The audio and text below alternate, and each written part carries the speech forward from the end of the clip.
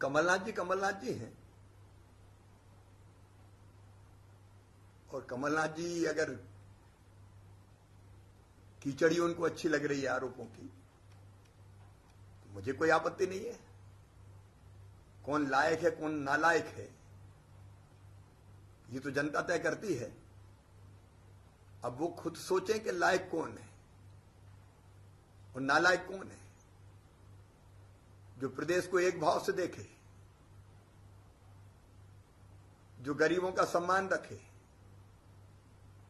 जो किसान के कल्याण की योजनाएं बनाए, जो बेटियों का उत्थान करे, जो प्रदेश का विकास करे, वो लायक है कि नालायक है ये फैसला जनता को करना है। लेकिन उनको जरूर जवाब देना चाहिए। 15 महीने उनकी सरकार ने क्या किया? ये बड़ी लायकी का काम था कि मध्य प्रदेश के वल्लभ भवन को दलालों का अड्डा बना दिया। ये लायकी है क्या कि पूरे प्रदेश के विकास को ठप्प कर दिया?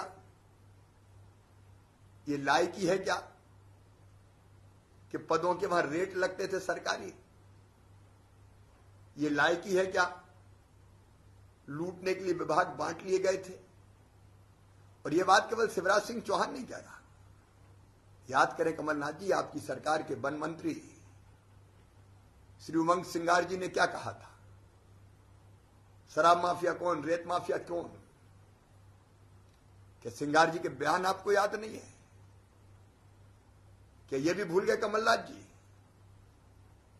कि ग्वालियर चंबल संभाग से एक मंत्री जो आज नदी बचाने का नाटक कर रहे थे, वो जनता से कह रहे थे कि हमें माफ कर दो, हम रेत का अवैध खनन नहीं रोक पाए। किस बात को आप लायकी कहते हैं? क्या किसानों से झूठ बोलना लायकी है? क्या बेरोजगारों से छल करना लायकी है? क्या बेटियों को ठगना लायकी है? वृद्धों से झूठ बोलना लायकी है? आप कौन सी लायकी और नालायकी की बात कर रहे हैं? अब कौन लायक कौन नालायक ये तय करेगी जनता। मैं तो हर एक को लायक कहता हूं और मुझे कोई नालायक कहे मुझे कोई फर्क नहीं पड़ता। मैं तो वैसे भी जनता का सेवक हूं। लेकिन जवाब तो आपको देना पड़ेगा। क्या ये लायकी है कि 15 महीनों में आप 5 मिनट के लिए भी कभी ग्वालियर नहीं गए? कि ये लायकी है कि आज आप कह दो कि मैंने तो फलानी जी पे छोड़ दिया था? अच्छा, वो भी जिन पे आपने छोड़ने की बात कही, ज्योतिरादित्य जी तब लायक थे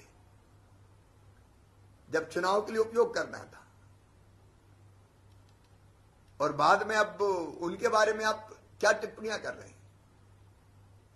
क्या मुख्यमंत्री जब विधि द्वारा स्थापित भारत के संविधान के प्रति सच्ची श्रद्धा और निष्ठा रखूंगा और बिना पक्षपात और भेदभाव के सबकी सेवा करूंगा, और अब कह रहे हैं मैंने तो ग्वालियर छोड़ दिया था? कितने भोले हैं कमलनाथ जी आप।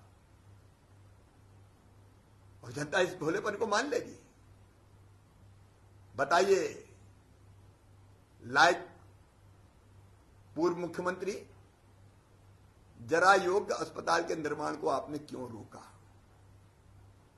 बताइए, जरा योग्य को अस्पताल को बाईपास सर्जरी कराने की सुविधा का पैसा क्यों नहीं दिया? आपको बताना पड़ेगा। चंबल एक्सप्रेस वे के निर्माण को आपने ठंडे बस्ते में क्यों डाला? आपको बताना पड़ेगा। ग्वालियर और मुरैना को चंबल से जो पानी लाने की हमारी योजना थी, जो मैंने मुख्यमंत्री रहते हुए तय की थी, आपने ठंडे बस्ते में क्यों डाला? आपको बताना पड़ेगा। आपके पास ग्वालियर संभाग, चंबल संभाग के जनप्रतिनिधियों के लिए 1 मिनट का टाइम क्यों नहीं था? क्यों आपने वहां के विकास के बारे में उनसे बैठ के बात नहीं की? आपको जवाब देना पड़ेगा। 10 दिन में 2 लाख रुपए तक का कर्जा आपने क्यों माफ नहीं किया? कर्ज माफी के झूठे सर्टिफिकेट पकड़ा के अरे अपने सहकारी बैंकों तक को पूरा पैसा नहीं दिया। कि ये बैंकों के साथ धोखा नहीं है, आपको जवाब देना पड़ेगा। किसान सम्मान निधि का पैसा जो प्रधानमंत्री जी सीधे किसानों को दे रहे थे, आपने उस पैसे को क्यों अटकाया? जब आप थे तब 50 लाख किसानों को भी नहीं मिलता था, और हमने 5 महीने में बढ़ा के 76 लाख किसान कर दिए। आपको जवाब देना पड़ेगा। बाढ़ के हालातों में किसानों के बीच ग्वालियर चंबल संभाग में क्यों नहीं पहुंचे? लायक पूर्व मुख्यमंत्री 4000 रुपया बेरोजगारी भत्ता जवानों को क्यों नहीं दिया? लायक उप मुख्यमंत्री बेटियों के कन्यादान के 51,000 किसने खा लिए, ये तो बताओ। संबल योजना क्यों बंद की, इसका जवाब देना पड़ेगा। गरीबों के अंतिम संस्कार के कफन के पैसे क्यों छीने, इसका जवाब देना पड़ेगा। गरीब बहन के बेटा बेटी पैदा होने के पहले 4,000 और बाद में 12,000 लड्डू के क्यों छीने, आपको जवाब देना पड़ेगा। फसल बीमा योजना के प्रीमियम की राशि आपने क्यों जमा नहीं की प्रदेश के हिस्से की, जिससे किसानों को 3100 करोड़ रुपया नहीं मिले? जवाब देना पड़ेगा।